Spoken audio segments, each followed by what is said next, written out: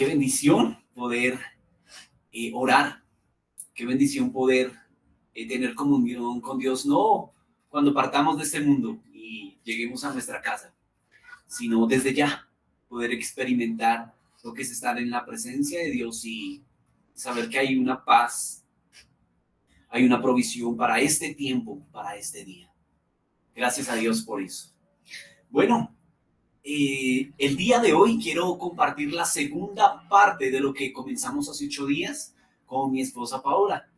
Hablamos hace 8 días acerca de cómo reconocer la voz de Dios, cómo eh, poder identificar cuándo es una voz nuestra, cuándo es la voz de Dios, cuándo es otras voces.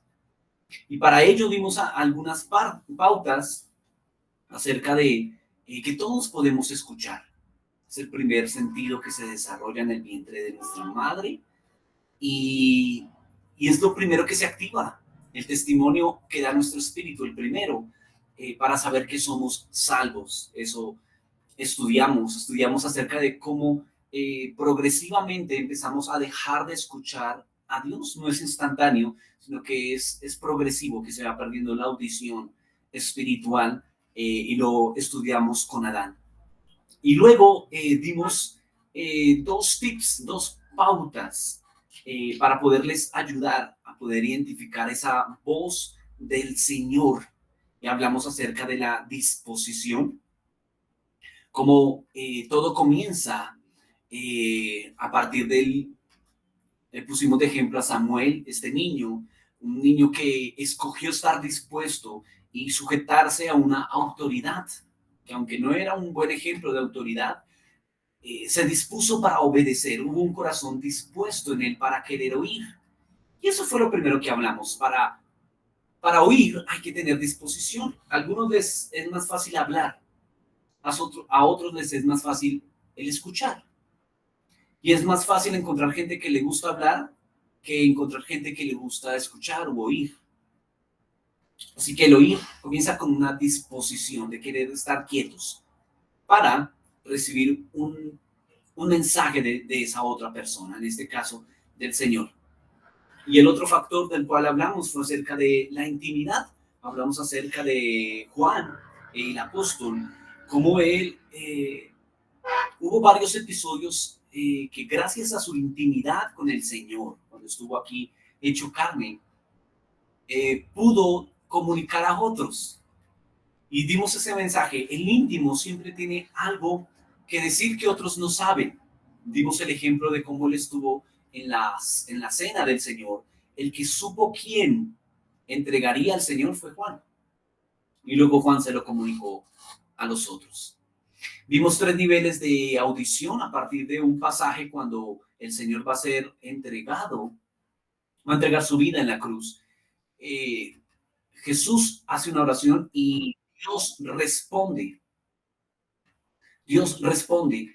Y unos escucharon una voz de un ángel, otros un trueno, y otros sí escucharon la voz de Dios. Y todo esto dependió del nivel de cercanía al Señor Jesús. Así que hoy vamos a continuar, luego de esas 2 pautas. Hoy quiero darles otras 2. Y vamos a darnos cuenta que son pautas muy sencillas, pero aunque sencillas, debemos trabajar en ellas porque aún en nuestras relaciones con personas que podemos ver, nos es difícil. Tenemos problemas, discutimos por el no saber escuchar. Ahora con el Señor, pues podemos aplicar, claro que sí, estas pautas que vienen precisamente de la Biblia. Así que si está listo, bienvenido a Mira quién habla, segunda parte. Y quiero que para empezar, abra su Biblia. En el Evangelio de este científico y médico que aunque no anduvo con el Señor, fue un apasionado. De Lucas. Un apasionado por el Señor. Lucas capítulo 2.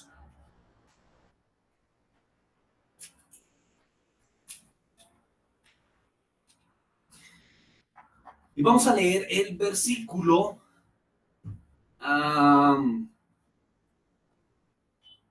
19. Únicamente ese versículo. Y María guardaba todas estas palabras, ponderándolas en su corazón. Otra versión dice, y María guardaba todas estas palabras en su corazón, atesorándolas. Quiero hablarles en este tercer punto, en esta tercera pauta de reconocer la voz de Dios, acerca de María, la madre de Jesús. Y da el Evangelio de Lucas una característica particular de ella, y es esta, que ella guardaba, atesoraba las cosas en su corazón. Qué particular que lo que le sucede a María es digno de contar, ¿no le parece? Recuerda cuando usted estaba, los que son padres están esperando a su hijo, a su hija, están embarazados, y lo que ustedes planean es hacer una reunión familiar y cómo contarles si estamos todos felices, porque viene el nacimiento de una nueva vida, de un niño en casa. Y vamos a ver que María, aunque tiene, no un baby shower, pero sí algo maravilloso que contar, ¿cómo es que, por ejemplo, llega a decir aquí que guardaba esto en su corazón? ¿Qué fue lo que guardó? Pues todo lo anterior. Y era que habían unos pastores allí en Belén y de repente vino un ángel que resplandecía y le habló a estos pastores y les dijo, aquí les doy nuevas de gran gozo porque el Salvador ha nacido en la ciudad de Belén, en la ciudad de David. Y luego de eso se levanta ese ángel y con huestes celestiales comienzan a cantar. Y así se van al cielo. Luego estos pastores se miran entre ellos y dicen, tenemos que ir a esa ciudad donde nos dijeron, a ese lugar. Y se van contando, corriendo a donde María y José, y les cuentan esto maravilloso. Sin embargo, María atesora en su corazón, no hace alarde de ello. En un mundo donde se comparten las intimidades, usted puede ver que actualmente, con las redes sociales, por ejemplo, es muy fácil descubrir la intimidad de una persona. Comparten si están viajando, si no están viajando, si consiguieron una casa nueva, un auto nuevo, en fin, publican su vida con cosas desde las sencillas hasta sus grandes logros. Y no está mal esto, pero hay cosas que corresponden a la intimidad. Hay cosas que merecen ser atesoradas en el corazón. Yo no me imagino a una María en su WhatsApp, si es que lo hubiera habido en ese tiempo, publicando con los 3 pastores su estado, aquí, repitiendo la canción con el ángel cuando se fue al cielo, y una foto con los 3 pastores. No me imagino una María en este siglo así, porque si no, no hubiera quedado escrito que ella guardaba eso, pero en su corazón. ¿Quieren ir conmigo allí al verso 51, allí mismo en el Lucas 2? Por favor. Versos 50 y 51.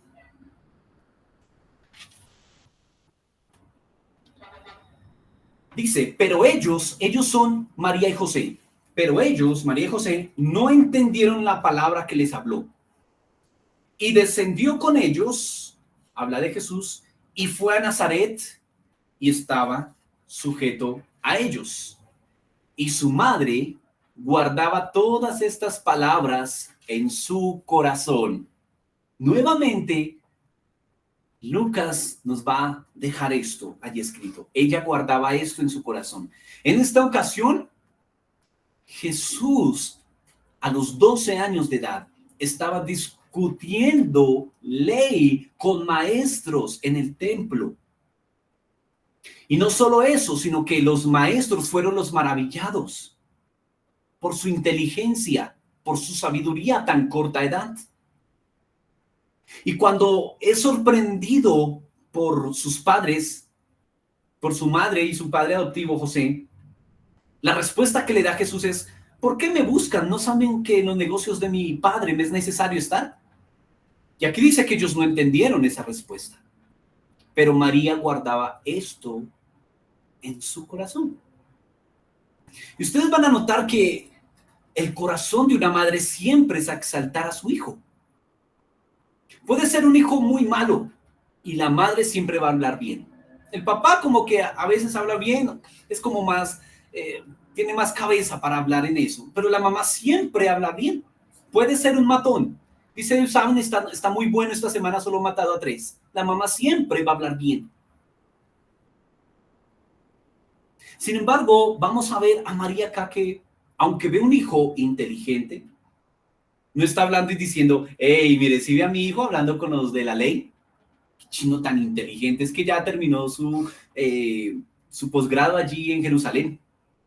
No vemos a una María así, vemos a una María que atesoraba en su corazón estas palabras y que aunque no las entendía, ella atesoraba en su corazón. Entonces, ¿qué quiero mostrarles con este punto? Que María fue una mujer en la cual Dios pudo confiar en el nacimiento del Salvador. María estuvo dispuesta a escuchar al ángel que le anunció el nacimiento de su hijo. ¿Recuerdan que un ángel también vino sobre un padre a anunciar un nacimiento? El nacimiento de su primo, de Juan el Bautista. Pero ese padre no creyó lo que escuchó y él quedó mudo. Estoy hablándoles de Zacarías. Sin embargo, María, cuando escucha, ella cree. Y le es confiado el portar el Salvador del mundo. Y sin ánimo de exaltar a María, de darle flores o de venir a hablar de ella en ese sentido, sí quiero resaltar en esta mañana la confiabilidad que hubo de parte de Dios con ella. Cómo ella tenía un corazón que guardaba y atesoraba cosas. Se le podía confiar. Y saben que esto es una característica de poder reconocer la voz de Dios, el ser confiables. A ver, yo te hago una pregunta. ¿Tú eres una persona confiable en la cual se puede confiarle cosas, secretos? Si no lo sabes, puedes preguntarle a tu cónyuge, a las personas con las que vives. Pregúntale, ¿soy una persona confiable? O sea, ¿puedes confiar en mí? Pues bien, esa característica es dada para poder también de parte de Dios recibir cosas. Y María recibió muchos tesoros, sin embargo los atesoraba. Y Dios está buscando corazones en los cuales confiarle sus secretos, en los cuales confiar cosas. Pero para ser confiables necesitamos precisamente eso, inspirar confianza en los otros. A ver, hagamos un ejercicio. Hemos dado varias instrucciones en lo que respecta a este ministerio. Por ejemplo, se les ha confiado a cada uno de ustedes que haga el minuto del amor diario. Saquen un minuto. ¿Se ha puesto a pensar si esa instrucción viene de hombres o de parte de Dios? Entonces vamos a decir que viene de parte de Dios. Entonces Dios viene a decir y a mirar los corazones de aquellos que se les puede confiar una pequeñita misión. Y Él viene a mirar la fidelidad en ellos. ¿Quién creyó? Cuando Dios ve la fidelidad en lo pequeño, entonces comienza a confiar cosas más grandes. La pregunta es, con este ejemplo, ¿podría Dios ya darte otra misión? ¿Confiarte otra cosa, otros secretos? ¿Tu corazón atesora como el de María? Hablemos de hace 8 días, hablamos de la intimidad. ¿Cultivaste intimidad? ¿Se te confió ese diseño? ¿Tuviste un corazón dispuesto? O hablemos de tu devocional, las instrucciones que has recibido de parte de Dios. El de dar primicias, el de dar ofrenda, el de dar diezmos. Dios te confía eso pequeñito. Sí queremos ser bendecidos, pero ¿hemos atesorado lo que Dios, sus diseños, lo que Dios quiere? o necesitamos trabajar en ser personas confiables. Nuestros hijos pueden contar con nosotros, pueden confiarnos sus intimidades, las cosas que a nivel emocional, física, espiritual están pasando. O sea, no puedo confiar en ellos porque ni siquiera tienen tiempo para yo poderles confesar, no son personas confiables. O el genio, o el carácter de papá, o las ocupaciones de mamá, en fin. Debemos trabajar en ser personas confiables, para que así como las personas que a nivel de vista podemos tener una buena o mala relación, también podamos trabajar en que Dios pueda confiarnos cosas. Yo le invito que para que pueda entender este punto, usted pueda escuchar la predicación donde dimos los 7 días de la creación y cómo el proceso de la creación nos lleva hasta el séptimo y gran día, el día de reposo, donde Dios confía en el hombre. Le confía su gran obra, le confía su creación y le dice, gobierna tú, y él reposa. Dios puede reposarnos en reposar en nosotros. Es decir, yo puedo confiarle. ¿Cómo no confiarle a él una generación? Si tiene un carácter maduro, puedo confiar en él. El tercer paso para poder escuchar la voz de Dios, este tercer tip es eso. Trabajemos en ser personas confiables. Que hacemos público lo que debe ser público, pero que atesoramos en nuestro corazón lo que debe ser atesorado, guardado. Sobre toda cosa guardada, guarda tu corazón porque de él mana la vida. Trabajemos en ser confiables. Uno de los secretos de las personas que hacen selección de personal en una empresa son ciertas características físicas en cuanto a la mirada. Dicen la psicología que las personas que son confiables son aquellas que no evaden la mirada, sino que tienen su mirada fija. Y esto muestra confiabilidad en sus labores, muestra honestidad. Y pensando en esta selección, pensé en lo que Jesús le confió a sus discípulos, quienes le miraron. Hubo otros que miraron sus manos, evadieron su mirada, la de sus ojos, y quisieron mejor mirar sus manos, como aquellos que le seguían por el pan, dicho por el mismo Jesús, o aquellos que le miraban de lejos, a ver qué favor o interés podían tener, o curiosidad simplemente. Pero hubo otros que le miraron a sus ojos. Pedro le miró a sus ojos, aun cuando le estaba negando, sus miradas se encontraron. Pero fue en aquellos que le miraron a los ojos a quienes Jesús les pudo confiar sus misterios. Y por eso Jesús dice, pongan su mirada en las cosas de arriba. Mírenme a los ojos, yo estoy arriba. Pongan su mirada en las cosas de arriba, donde está Cristo sentado a la diestra de Dios. La invitación es a que, si confiamos en el Señor, miremos sus ojos, no sus manos, no tanto lo que Él nos pueda dar, Él nos va a sustentar, sino sus ojos, lo que Él está apuntando, que Él pueda confiar en nosotros, que nosotros podamos confiar en Él, porque Él nos mira, porque Él mira a los justos, y nosotros le miramos a Él. Y en eso podemos confiar mutuamente. Y la segunda pauta que hoy quiero compartirles es un concepto que está por toda la Biblia, y es el concepto de justicia. Miqueas, capítulo 6, verso 8.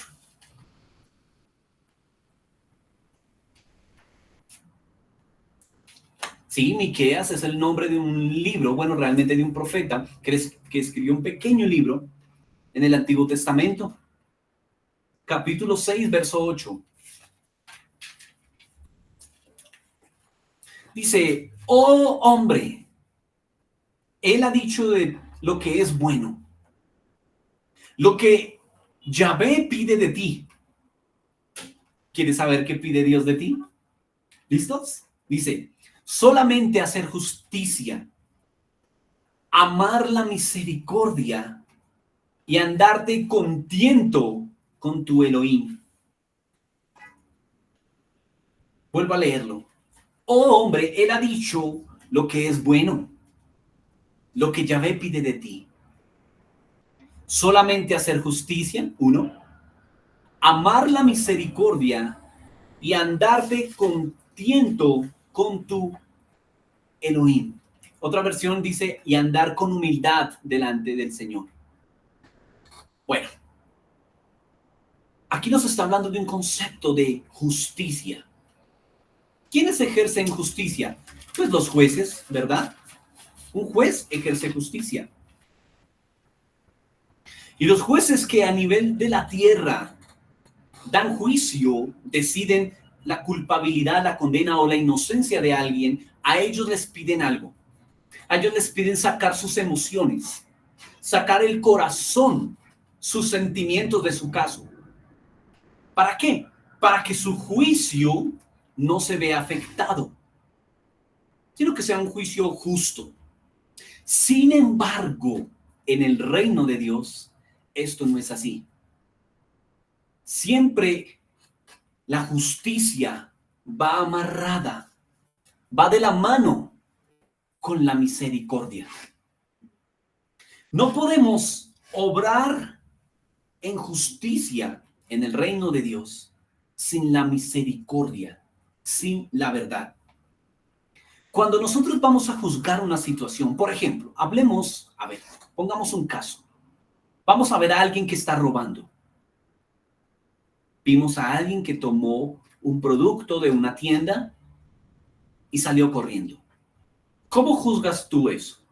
Un juez de la tierra le diría, él tiene que pagar una condena, de acuerdo a la ley establecida en esa ciudad, en ese país, y se condenaría. Punto final.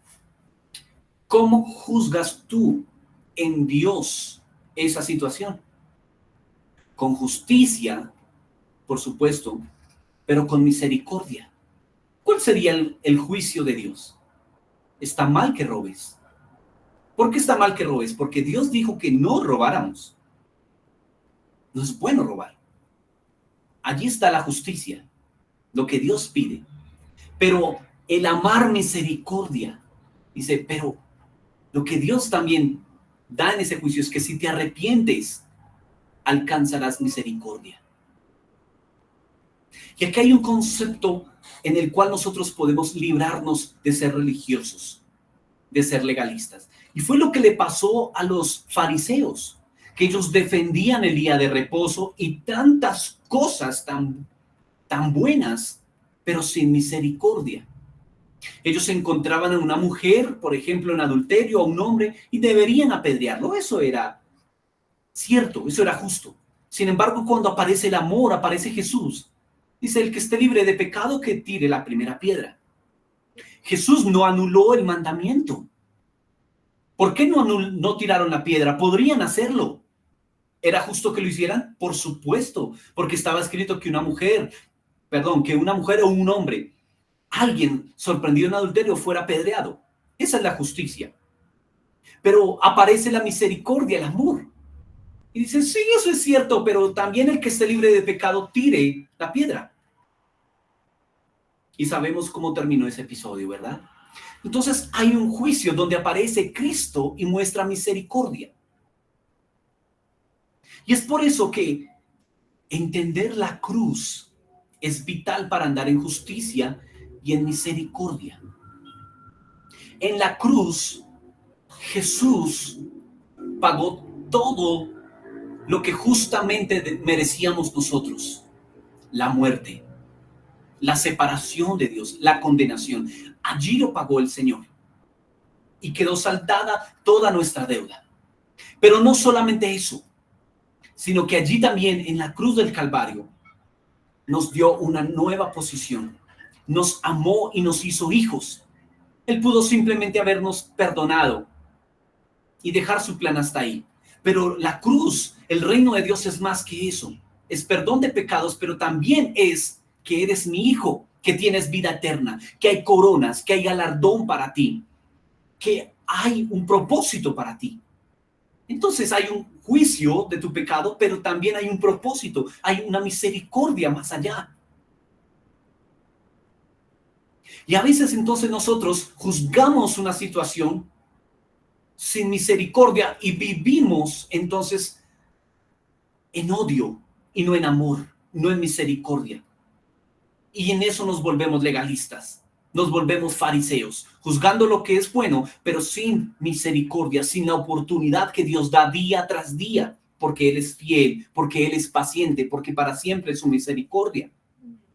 Así que cuando juzgamos desde otro lugar que no es la cruz, somos unos legalistas, pero ese no es el mensaje del reino de Dios. El mensaje es que Dios es un Dios justo y que Él quiere que andemos en justicia, pero también que cuando pecamos, que cuando fallamos, Él es fiel y justo para perdonarnos, para levantarnos, que hay oportunidad mientras vivimos.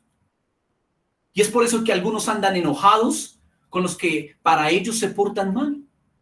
Pero no es así con Dios. Él no está enojado. Les tengo una noticia. Dios no anda enojado por nuestros errores, ni por nuestros pecados, ni por los pecados de las naciones. Él no anda enojado.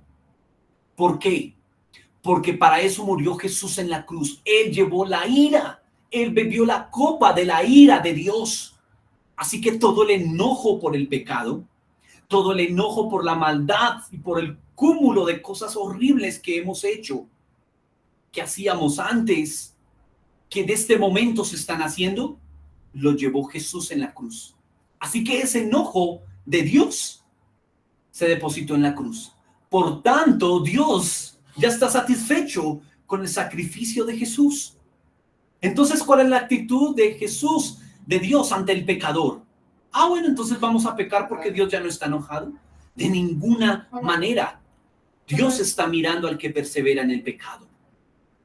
No está enojado, pero un día va a haber un juicio para esa persona. ¿No quisiste ir al juicio de la cruz, donde eres perdonado, donde eres justo y es tenida misericordia de ti? Entonces va a haber otro juicio, donde realmente vas a recibir lo que mereces, el pago de tu propio camino. Pero Dios no está enojado. Él simplemente deja que las consecuencias del pecado sean las que lleguen al hombre. Algunos piensan que Dios envió un juicio sobre mi vida. ¿Será que Dios se puso bravo? No, estás viviendo consecuencias de tus pecados, de tus malas decisiones. Dios no está enojado. Así que el lugar donde se besa la justicia y la misericordia es la cruz del Calvario. Allí se habilita nuestra salvación. Miren si no es verdad que es con justicia y con misericordia, con amor, que es posible nuestra salvación. Es con justicia y misericordia que es posible el nuevo nacimiento. Es la combinación de la justicia y el juicio lo que nos va a llevar a identificar la voz de Dios. Siempre la voz de Dios va a llevar justicia. Él no va a alcahuetear el pecado. Él no dará por inocente al culpable. Él es fiel y justo. Justicia y juicio es el cimiento de su trono. Pero aparece Jesús en escena, donde dice: yo pagué por ti y ahora puedes acercarte ante el trono. ¿Cómo? ¿Temblando del miedo? ¿O qué dice su palabra? Que nos acerquemos allí en Hebreos 12. Acérquense confiadamente ante el trono de la gracia para alcanzar misericordia y hallar gracia para el oportuno socorro. Esto es maravilloso. Nos podemos acercar a un Dios que no está enojado, sino dice: confíen. Es un trono de gracia y puedes alcanzar misericordia y socorro. ¿Están necesitando socorro? A veces en problemas no vamos a Dios porque pensamos que Él está enojado. No, Él está enojado conmigo. Resuelve tu pecado en la cruz y encontrarás allí no el dedo amenazador, sino que encontrarás los brazos abiertos de tu Padre Celestial, de Jesús, diciendo: todo ha sido hecho por Él, todo ha sido consumado. Vas a ver a un Jesús que le dice a Dios por tus pecados: Padre, perdónanos porque Él no sabe lo que hace. Pero ahora te da el entendimiento de la cruz. Te da el entendimiento de su gracia, de su salvación. Él es un Dios que se regocija. Él es un Dios que se levanta. Dios no está enojado. Entonces, ¿cuál es el corazón de Dios? Si no, él no está enojado, entonces, ¿qué está haciendo en este momento? Le invito a que abramos la última cita de esta mañana. Segunda de Corintios, capítulo 5, verso 17 al 21.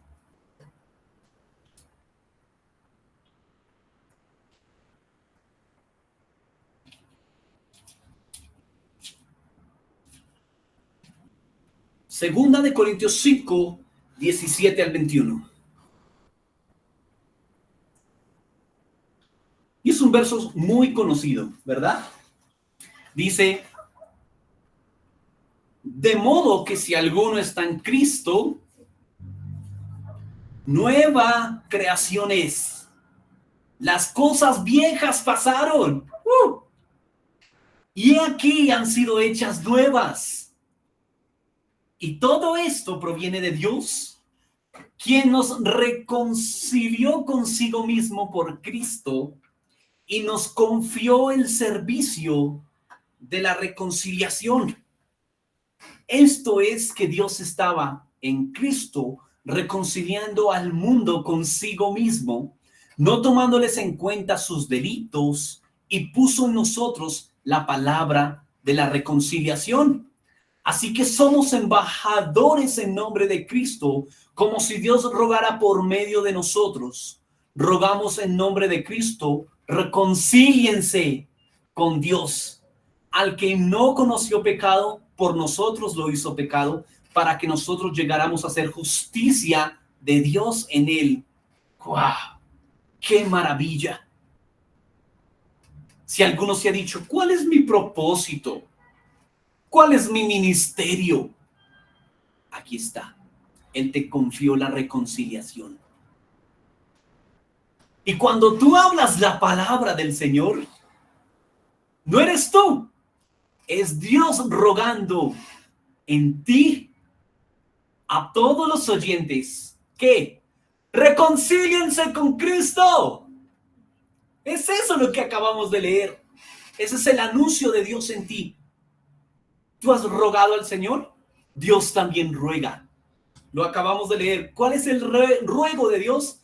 Reconcíliense conmigo. ¿Cómo? Por medio de mi Hijo, Jesucristo.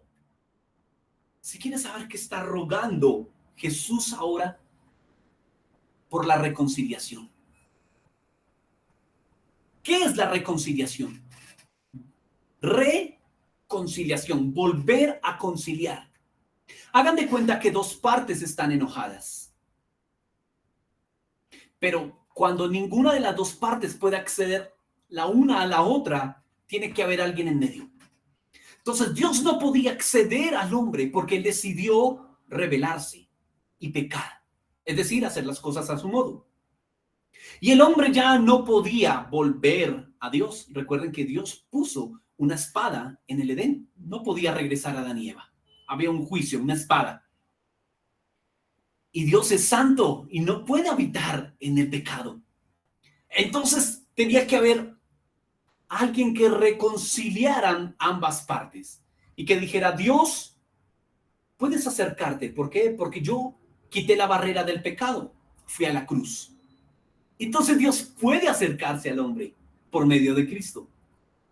Y hombre, ¿quieres acercarte a Dios? ¿Deseas reconciliarte? Ven. ¿Cómo? Por medio de Cristo.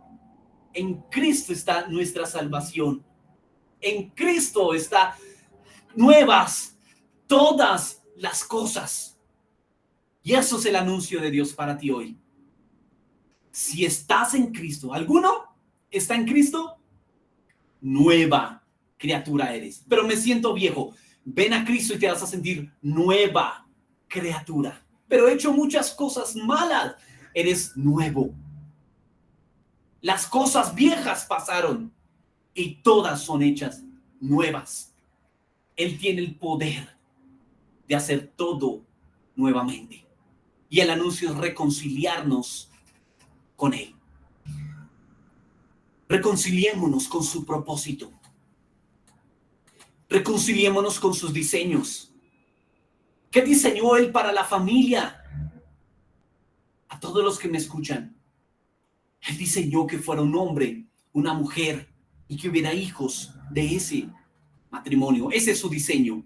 Y anunciamos en el Espíritu a todos aquellos que han sido cautivos en su mente, engañados por Satanás. Les anunciamos, reconcíliense con el diseño de Dios en la familia. Los diseños con Dios en las finanzas. Reconcíliate con el Señor. Tú ya sabes cuáles son esos diseños. El dar. El temer a Él. Si alguno quiere tener claro esto, le invito a que vea la predicación de por qué trabajamos. Ese es el diseño de la reconciliación con el modelo de Dios en finanzas. Y así con cada diseño. Yo quiero invitarle en esta mañana que puede poner su corazón delante de Dios. Y pueda decirle, Señor, quiero madurar para ser una persona confiable. Quiero atesorar en mi corazón lo que tú quieres decirme. Abre mis oídos, porque quizás tu voz ha llegado por gente que ni me imaginaba. Yo estoy esperando que un ángel se me aparezca. Pero Dios tiene tantos modelos para hablar. Necesitas avanzar en ser confiable y en andar en justicia y misericordia. Oremos al Señor que nos reconciliemos con sus diseños. Varones que me escuchan, somos responsables de que nuestras casas estén reconciliadas con el Señor. Mujeres que están escuchando, son responsables también de que sus hijos estén reconciliados con el Señor. Y si tienes hijos que no viven contigo ya, tu responsabilidad es de orar y en oración llamar a la reconciliación. Y cada vez que tengas la oportunidad, siembra reconciliación, no siembres discordias. Satanás va a trabajar en destruir el ministerio dado a todos los hijos de Dios, la reconciliación.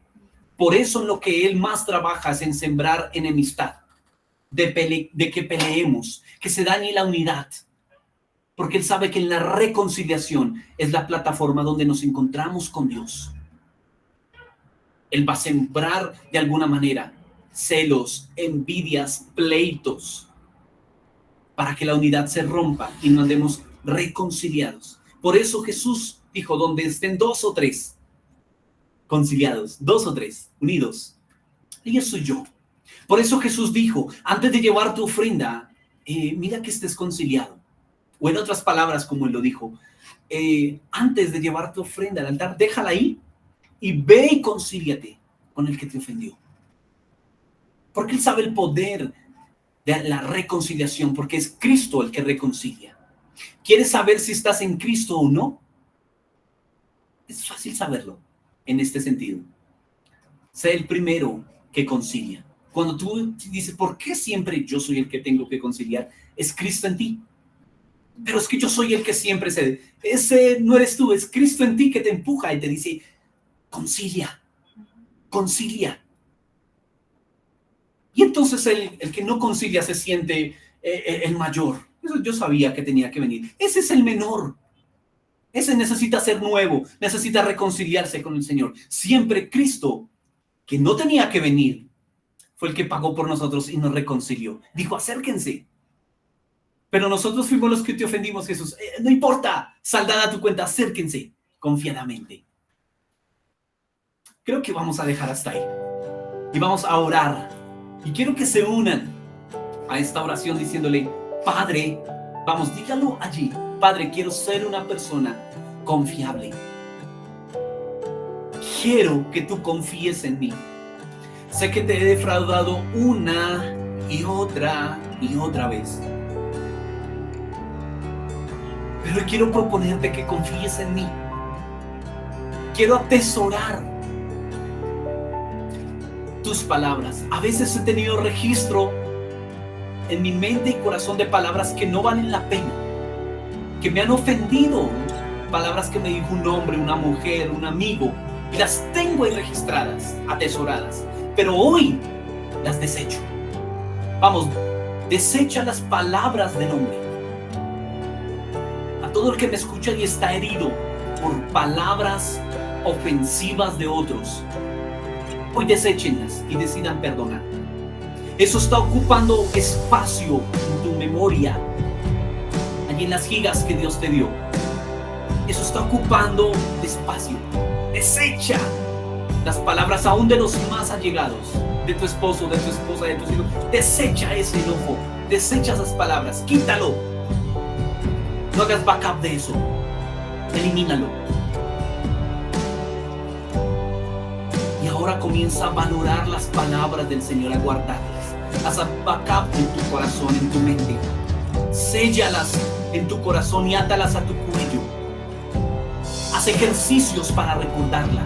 Anótalas. Haz fichas bibliográficas. Haz lo que tengas que hacer para recordarlas. Y atesóralas en el corazón. Y dile: Padre, quiero andar en justicia y amar la misericordia, porque así como tú me perdonaste, yo quiero perdonar a otros. Así como me das oportunidad, no solo una vez, sino tantas veces. Asimismo, debo dar tantas veces oportunidades a los que están a mi alrededor y amarlos. Padre, hoy te pido, hoy ruego que tu justicia me habite. Hoy ruego, Señor, hoy a ti ruego, ante el trono de la gracia, que yo pueda escuchar tu voz y me reconcilio con mi propósito. Vamos, dilo: enséñame el camino, muéstrame el camino, Padre, para andar por él, porque me he torcido, porque he escuchado otras voces, pero hoy pido: muéstrame el camino. Lámpara es a mis pies tu palabra y lumbrera a mi caminar. Eres mi lumbrera. Muéstrame ese camino, Señor. Háblame. Hoy dilo: quiero amar la misericordia, amar al miserable, amar al que dicen él no tiene ya oportunidad. Quiero amarlo, porque así tú me amaste cuando no tenía oportunidad. Hoy, Señor, rogamos por una nueva oportunidad para que esos misterios vengan a nuestros oídos. Hoy nuestra mirada no está en tus manos, no está en tus pies a donde nos puedas llevar, ni a lo que nos puedas dar. Está en tus ojos, porque en tus ojos está tu semblante, porque en tus ojos conocemos cómo estamos entre los dos. Y quiero enamorarme, quiero saber que estoy bien contigo, que estoy aprovechando los días que me quedan. En el nombre de Jesús. Amén.